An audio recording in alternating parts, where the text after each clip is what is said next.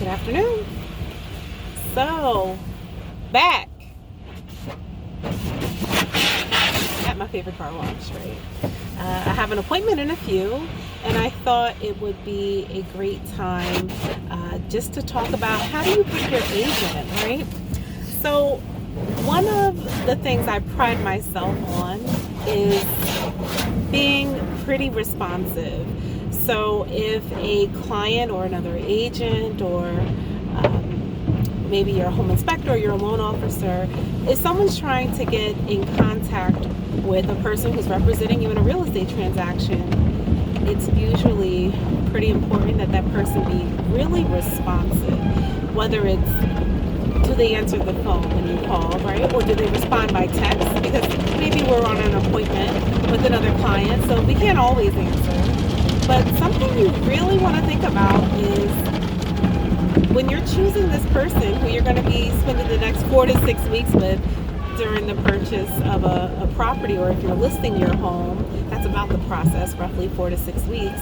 Something you want to think about is how responsive is this person that you're going to be doing business with. So I really do pride myself on really sticking to my calendar, my appointments, and kind of time blocking my day.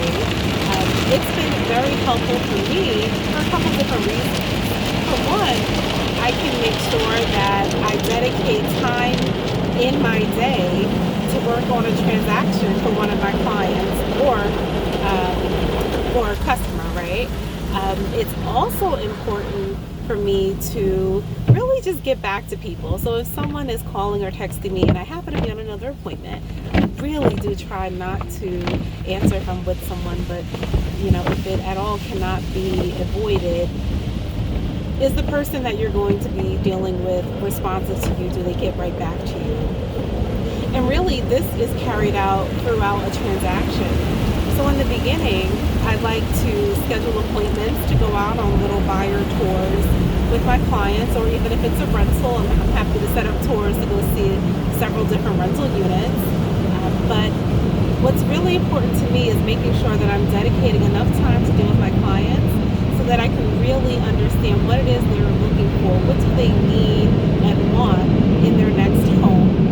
And then the other thing that's important is once we actually get that ball rolling, is just making sure that when they have follow-up questions that I am available to answer it and that I can help continue to guide them throughout this transaction. So I have noticed, because of course I deal with people, different agents and brokers from different brokerages. So in dealing with other people, sometimes, unfortunately, I can't get the answers I want quick enough because I'm waiting for someone else.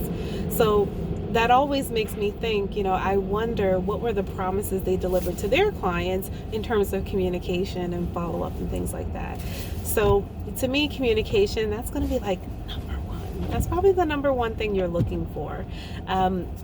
But of course, you're looking for someone who's experienced. So when I first got started in real estate, I went to my mentor. You guys already know this. I went to Michelle and I said, Michelle, what is it? Are you trying to only be a listing agent? Or do you primarily work with buyers? Do you do tons of rentals? Like, what does the real estate business look like? And that's when she explained to me that, you really want to have a balanced book of business. So something else you're going to look for in your agent is, are they experienced in what it is you're trying to do? So I'm so thankful that in my first 2 full years in real estate, thank you so much, that I have been able to do all sorts of transactions. Of course, I've listed homes, I've listed rentals, I work with tons of buyers, I work with renters looking for a home.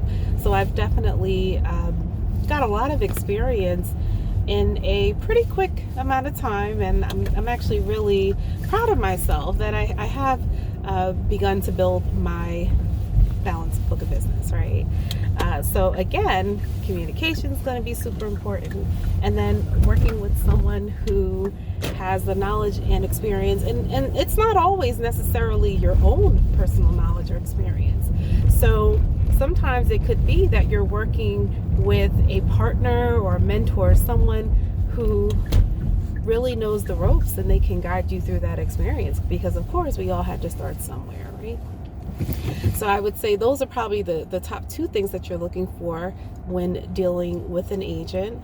And as always, you can feel free to reach out to me if you have any questions. I'm happy to jump on a call or video chat or whatever is most convenient and comfortable for you. But what do you look for when you're trying to pick an agent? I want to hear from you.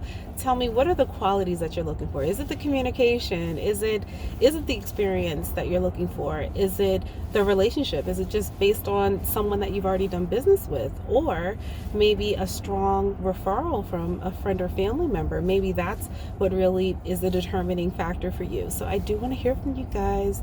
Drop me a line. I'm always here to help. Again, I'm Tiffany Booker with Berkshire Hathaway Home Services, New Jersey Properties. My office is based out of Montclair. My phone number is 973-460-4674. Take care.